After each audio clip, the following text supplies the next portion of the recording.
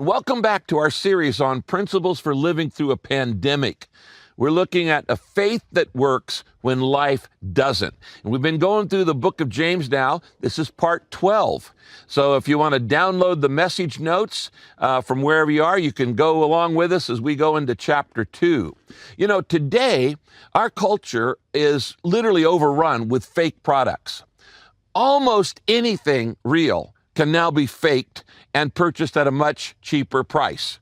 You know, I fly through a lot of international airports around the world, and in many countries, you could buy a fake Rolex, $15,000 for only $100, and it looks identical to the real thing. And of course, today, you could improve your body with fake nails, fake hair, fake teeth, fake body parts, which will remain unmentioned, fake tanning, and then you can go out and you can eat a taco with fake meat and fake cheese, and you could put fake sugar in your coffee, and then you can wear fake designer clothes made out of fake leather and fake fur while you talk about fake news to your fake friends on social media with your fake identity. Now, there are some areas in life where fake works just fine, just as well as the real thing. But there is one area where you have to have the real thing, and it is this. You have to have real faith, not fake faith, or it doesn't work.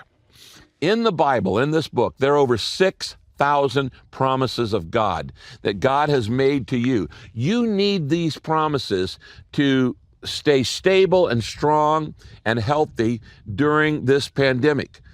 But to access those promises, you have to have a real, legitimate, genuine faith. Fake faith has no power to change your life. It has no power to save you. It has no power to answer your prayers. Fake faith has no power to transform you. And when life doesn't work, like in this COVID-19 pandemic, fake faith doesn't work either. So, in the book of James, we now come to the second half of chapter 2.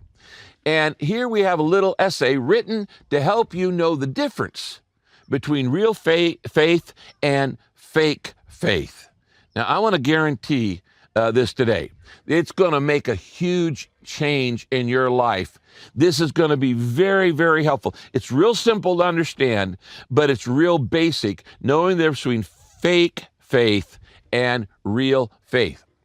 Now, for instance, some of you have been wondering why your prayers have not been answered. Well, maybe the problem isn't your request, but it might be that you've been using fake faith. So today's passage in James chapter 2 is going to help you know the real difference between the real and the fake that has no power to help you. Now, let me read you James chapter 2, verses 14 down to about 20, okay? It says this: Dear brothers and sisters, what's the use of saying you have faith if you don't prove it by your actions? That kind of faith can't save anyone. Suppose you see your brother or sister who needs food or clothing, and you say to them, I wish you well. I feel for you. I hope you stay warm and eat well. But then you do nothing to meet their needs. What good does your sympathy do? It's worth nothing. In the same way, faith, if it is not accompanied by actions, doesn't work. It's dead and it's useless. Now, someone may argue, well, you know, some people can have faith while other people do good deeds. But I say, I can't see your faith if I don't see any good works in you. I don't see any good works to show for it. In contrast, I will show you my faith by my good deeds. Now you say, well, I believe there is a God. And I say, well, good for you. But even the demons believe that, and they are afraid. It's foolish not to realize that faith in God is useless if you don't do what God wants you to do. Now, after reading that passage that I just read, I'm sure some people think that James is contradicting Paul, who wrote some of the other books in the New Testament. But that's a misunderstanding. James and Paul don't contradict each other. Instead, they complement each other. And you can see way they complement on the outline on the chart that I put on your outline. Look at that chart. For instance, when Paul is writing, the emphasis of Paul is how to know I'm saved, how to know I'm saved. But the emphasis of James is how to show I'm saved, how to show I'm saved. Paul's focus, when he writes about this, he's focusing on the root of my salvation, which is internal and unseen. James is focusing on the fruit of my salvation, which is external and visible. It's two sides of the same coin. When Paul talks about, quote, works, he's talking about keeping Jewish laws in order to become a believer. And he says, you can't do that. They won't save you. Keeping Jewish laws. But when James uses the same term and he talks about works or good deeds, he's talking about living like Jesus because you already are a believer. So, what is real faith? Well, James first tells us 4 things that real faith is not. And then he gives us 2 examples of what real faith really is. Now, as we go through this today, you might use these points as a quiz for self-evaluation. Do I have these saving faith items in my life? First, James 2:14 says this, "Dear brothers and sisters, what's the use of saying you have faith if you don't prove it by your actions? That kind of faith can't save anybody." Now, I want you to circle, if you're taking notes, the word saying. What's the use of saying you have faith if you don't have any actions in your life? Here's the first thing he says real faith is not. Real faith, he says, is more than just words I say. Real faith is more than just the words I say. It's more than just a memorized prayer.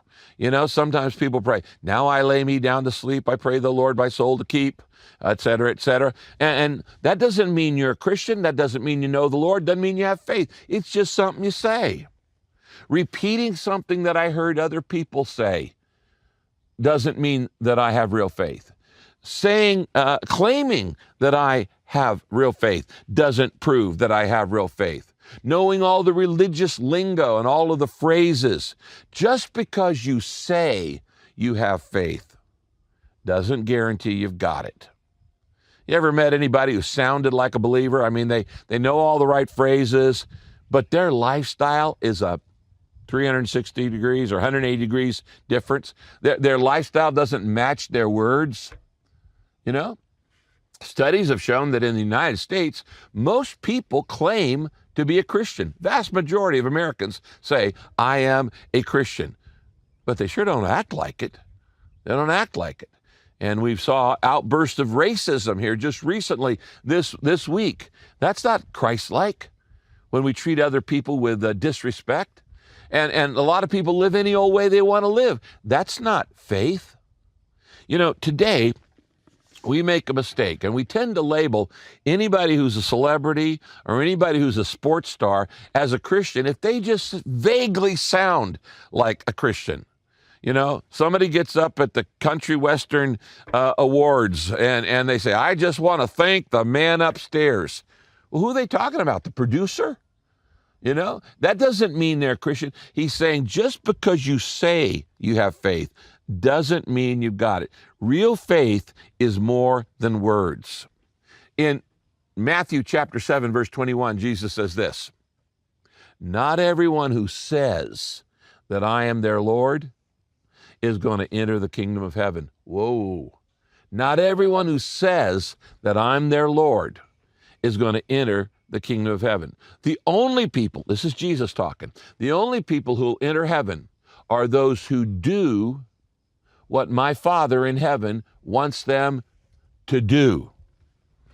It's not just what you say, it's what you do. You ever had a driver flip you off, and then as they drive by, they got a Christian bumper sticker on the back?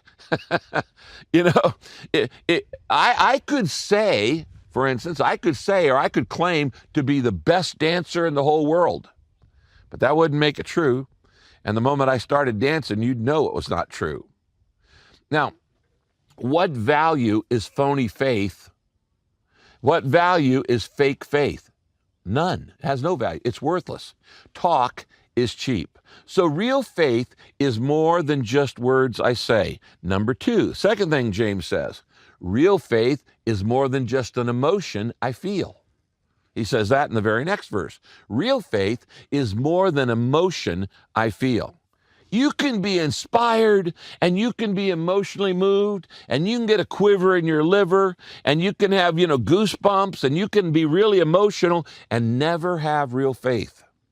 James gives us an example of this. In James chapter 2, verse 15 to 17, he says this. Suppose you see your brother or your sister and they need food or clothing, and you say to them, I wish you well. I feel for you. I hope you stay warm. I hope you eat well. But then you do nothing to meet their needs. What good does your sympathy do? It's worth nothing.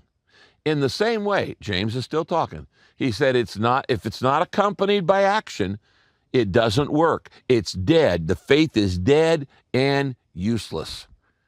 Do you see the sarcasm that James is using here? He said, you go up to somebody who's out of work, and we've got 32 million people out of work right now just in America, and they need food, and they're in the food lines, and you go up to them and you say, hey, buddy, I feel for you.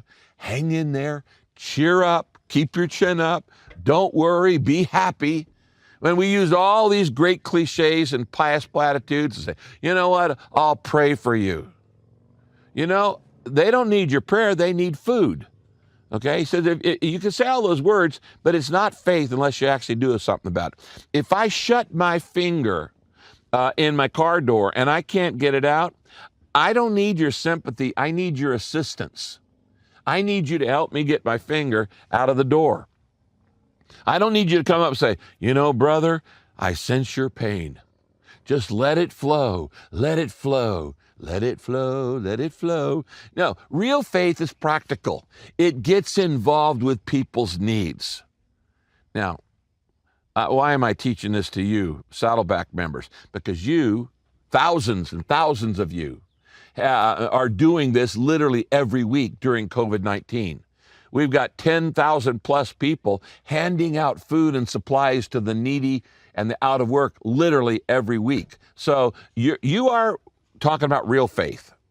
Just today, on just one day, in one location, we fed 840 out-of-work families just today in one of our 897 pop-up food distributions. And just today, 256 people prayed to receive Jesus Christ. Just today, one food line. You want to lead somebody to Jesus? I mentioned this last week. Volunteer for our food ministry during COVID-19. You will learn to lead somebody to Christ very, very quickly and very easily. Faith is more than the words I say. Faith is more than the emotions I feel. Number three, James says real faith is more than an idea I debate. Real faith is more than an idea that I debate. And he says that in the very next verse in James chapter 2. For some people, faith is just an intellectual game. It's just a mental challenge. It's a theology to be studied. It's a doctrine to be debated. It's a dogma to be defended. It's an idea to be discussed. It's a truth to be talked about. In other words, for them, faith is not something you do. Faith is just a conversation. They love to talk. Talk. They'll talk all day and night about God, about faith, and they'll be happy to debate you. And it's all about conversation, not about conduct. They would rather discuss the Bible than do it. Okay? They'd rather debate theology than do it, than practice it. And in James chapter 2, verse 18, he imagines an intellectual objector, this third kind of fake faith. He says, now, verse 18, now someone may argue, isn't it possible that some people have good faith while other people do good deeds? James says, but I say no. I can't see your real faith if you don't do anything, if you don't do any real deeds to show me. He says, in contrast, I can show you my faith by the good things I do. In other words, he's saying, hey, the guy goes, you're into doing good things. Well, I'm into discussing good things. I like to discuss it. I like to talk about the Bible. I don't want to practice it. I want to just discuss it. And that's cool. You say, that's cool. I don't want to get my hands dirty. I really don't want to do anything about my faith. I would rather just fight over it online. I don't want to obey God. I want to debate God. I'll discuss it all night, but don't ask me to make any commitment. That's fake faith number 3. Now, there's a key phrase in verse 18. And if you're taking notes, I want you to circle the phrase, show me. He says, how do I know you got real faith unless you show me?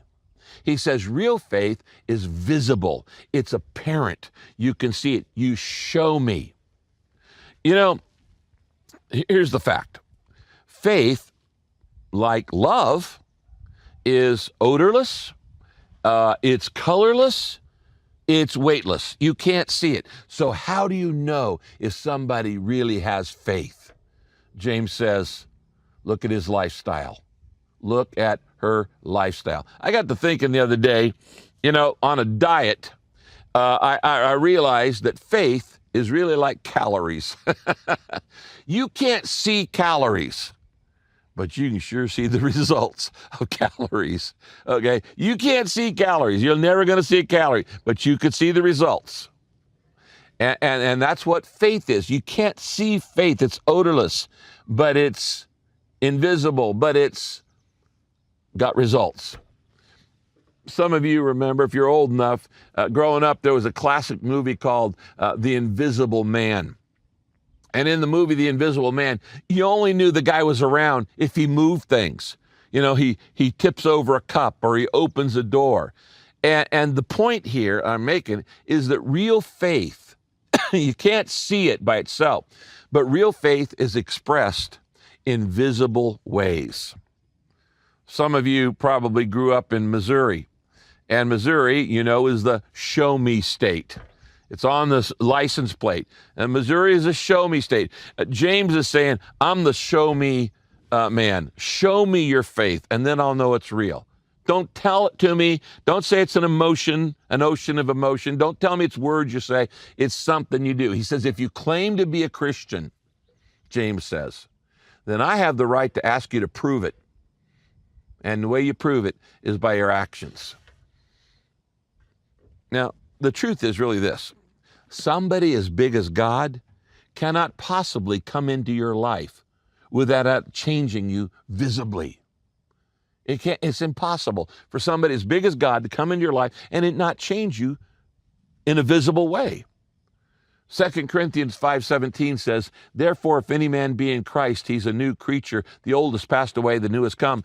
Everything becomes new. Now, it doesn't become new in your life overnight, but it does become new in your life over time. And if I were to grab a 220 volt, wire of electricity, I would know it instantly. And you would too. And if just like when you've grabbed a hot wire of electricity, when God's come in your life because it changes you. Now here's the question. And I want you to really think about this. We're not persecuted right now in America for our faith. We're harassed, but not persecuted. But if you were arrested for being a Christian, would there be enough evidence to convict you? Would there be enough evidence to convict you? Could people say, well, I see the changes in their life? Real faith always produces a changed life. It's more than the words I say. It's more than an emotion I feel. Oh, I got a wonderful emotion in that service. It's more than an idea that I debate. Number 4. Here's a fourth thing that it's not. Real faith is more than just a truth I believe. Oh, yeah. Real faith is more than a truth you believe. Now, James, again, uses a little bit of sarcasm. I think that's why I like this guy. He uses sarcasm to make his point. And in James 2, verses 19 and 20, he says this. Now you say, well, I believe there is a God. And I say, good for you. But even the demons believe that. And they're afraid. They tremble. They shudder. He said it's foolish not to realize that faith in God is useless if you don't do anything and don't do what he wants you to do. In other words, the guy comes and says he thinks he's going to make brownie points by boasting, well, I believe in God. Big deal. The devil believes in God. Do you know that? The devil's not an atheist. He's smarter than that. Even the devil believes in God, but you're not going to find him in heaven. And demons believe in God. You're not going to find him in heaven. Why? Because it's one thing to have head knowledge about God, believe in God. It's another thing to obey God, to love God, to trust God, to serve God. Maybe you didn't realize this. The devil's not an atheist. He's no fool. Let me be clear. Saying, I believe in God will not get you into heaven. Because even the devil says that. Of course he believes in God. He believes in Jesus. He knows Jesus is the Son of God. That's why he wanted to kill him. So what? It's not just something you believe and you have an intellectual knowledge of. So what is real faith? If it's not what I say, it's not what I feel, it's not what I believe, it's not all of these things that I want to argue about and I want to debate. James says, faith is something I do. Faith is something I do. Faith is active. It's not passive. Faith is a commitment. Faith is a choice. Faith is an action. Faith is something I do. James chapter 2, verse 26. He says, just as a body without a spirit doesn't breathe and is dead, so faith that doesn't do anything is just as dead. Have you noticed the word that James uses over and over in this section? There's a word, he used it in every single verse I read you. It's the word do. Let me read a few of you again. He says, if you do nothing, what good does your sympathy do? He says, what if you fail to do any real deeds? He says, I'll show you my faith by what I do. He says, faith in God is useless if you don't do what he wants you to do. And he says, faith that doesn't do anything is dead, and on and on and on. This is the point. He says it over and over and over. He said, get the message here. Faith shows up in my life, in my lifestyle. And if there's no change in my life, I don't have real faith. I got fake faith. 1 Corinthians chapter 16, verses 13 and 14 says this, and this is a good verse to remember in the pandemic. Stand firm in your faith. Stay brave, be strong, and do everything in love. I can't think of a better sentence for you to remember. Stand firm, be strong, do everything in love, stand firm in faith. That's what we should be doing during this pandemic. It's a great verse to remember. So let me just ask you, what are you doing these days to stand firm in your faith? What are you doing to take a stand for Jesus Christ? What are you doing to demonstrate your faith? Anything? Are you doing anything to demonstrate your faith in the middle of this pandemic? Now, James ends his little speech or essay on the difference between real faith and fake faith by giving us two actual examples of living by faith. And these two people were real people, but they were very, very different people.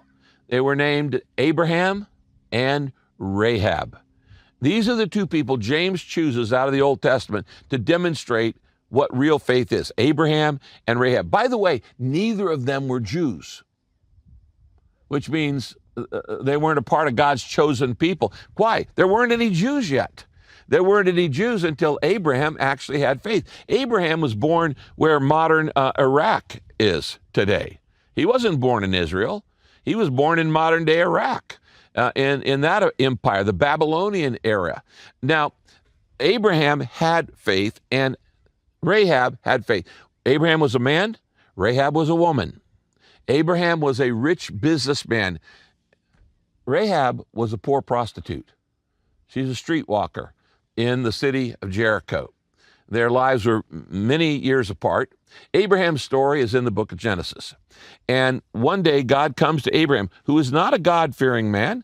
He's an idol worshiper in Ur of the Chaldees. And God comes and says, Abraham, I want you to leave your country, and I'm going to ask you to follow me to a new location, and I want you to move all your family and your flocks and your herds, and if you'll trust me on this, I'm going to make a great nation out of you if you'll demonstrate real faith in me. And he did.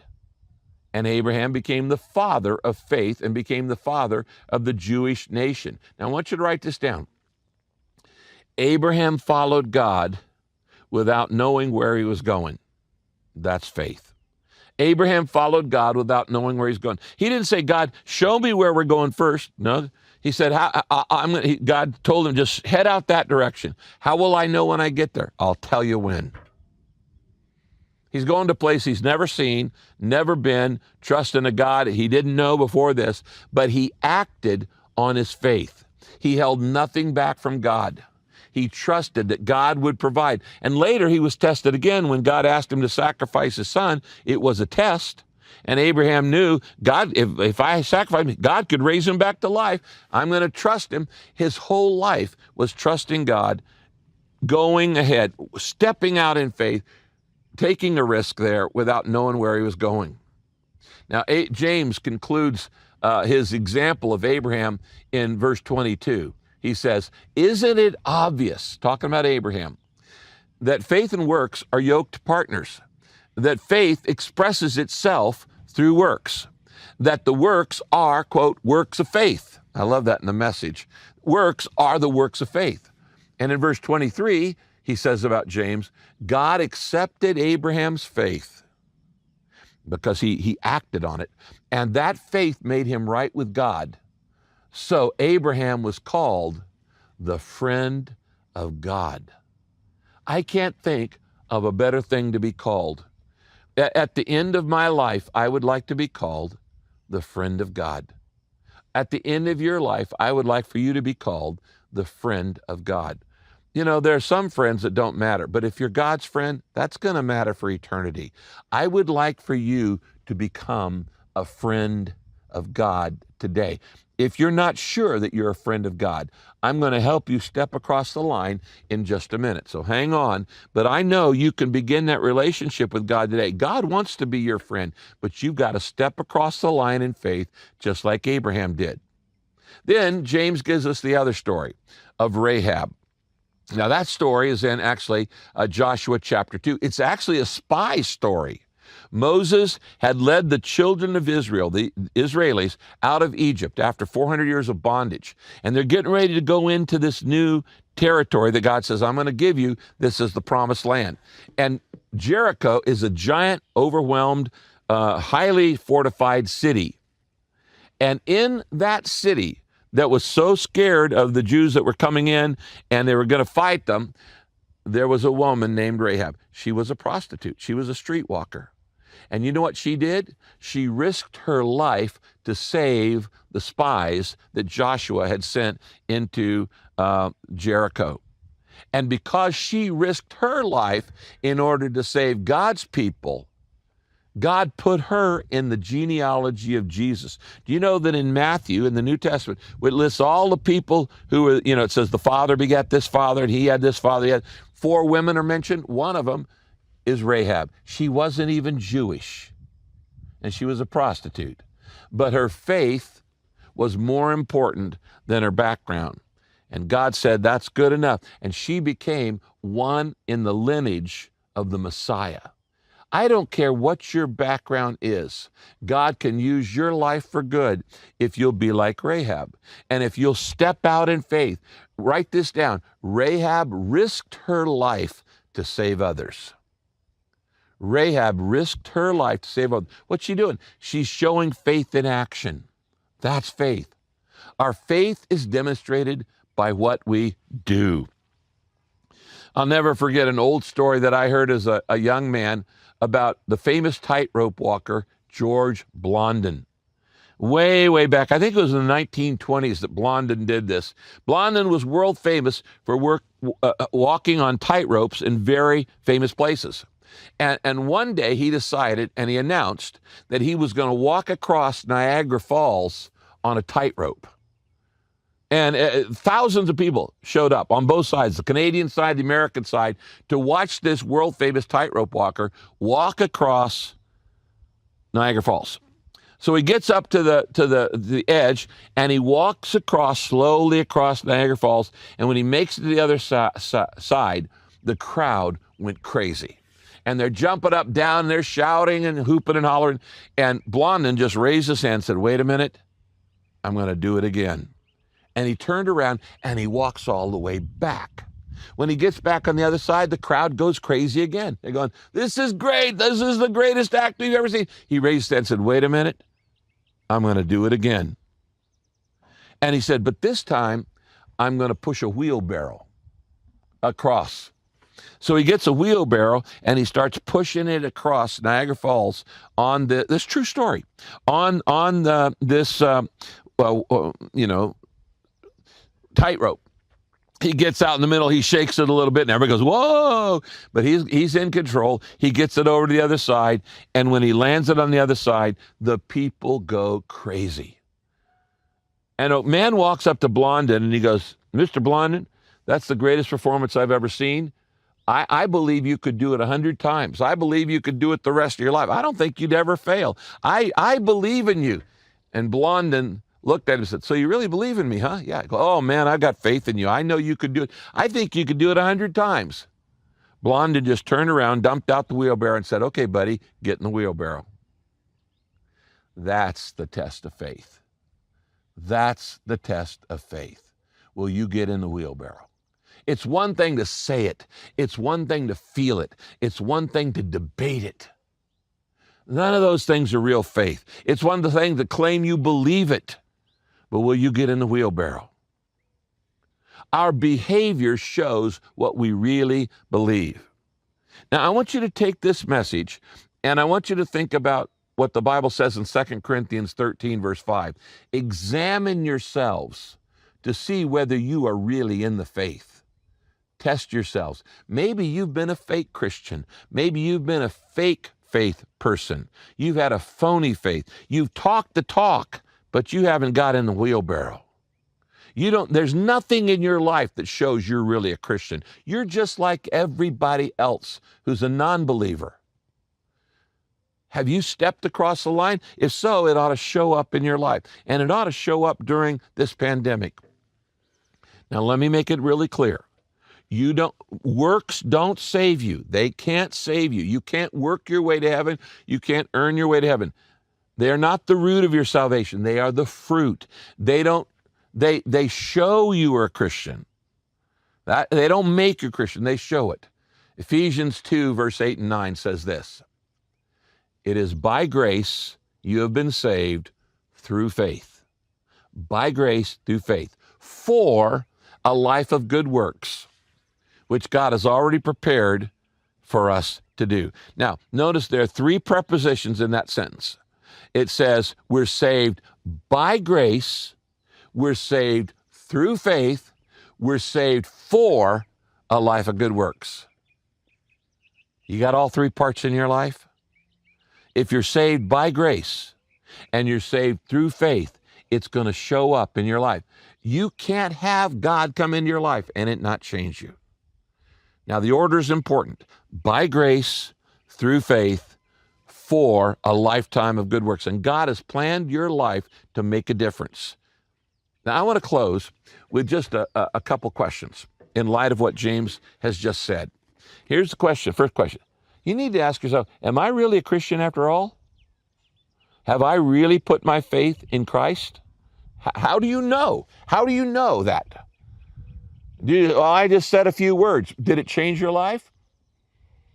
What changes can you point to in your life? What changes can I point to in my life? Is my lifestyle any different from unbelievers? Each week, we do a couple things at the end of each service at Saddleback Church. The first thing we do is we recommit our lives to Jesus Christ. And if you have not ever done this, I want to lead you in a prayer right now. Okay, would you bow your heads with me? And this is a prayer of real faith, not fake faith. Say this, say, God, I don't want to have a fake faith. I want to really trust you. I want you to change my life for good. I don't want to just talk the talk and not walk the walk. I want my life to be better. I want my life to be different. I want my life to be what you made it to be. I want to know your purpose for my life. And I'm asking you to change me. I'm giving you permission to change me. And I want to learn to trust you and follow you like Abraham and like Rahab. Jesus Christ, I give you my life completely to you. In your name I pray. Amen. Now, if you really meant that, you know what's going to happen? You're going to start changing on the inside. Not everything overnight, but it's going to be the rest of your life that God changes you. If you prayed that prayer, that one of the purposes of our church is to help you grow and understand your decision. So here's what I want you to do.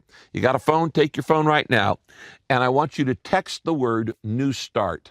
One word, New Start, to 99,000.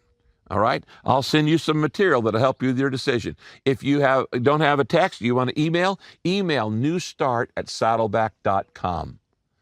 99,000, text New Start or email newstart@saddleback.com.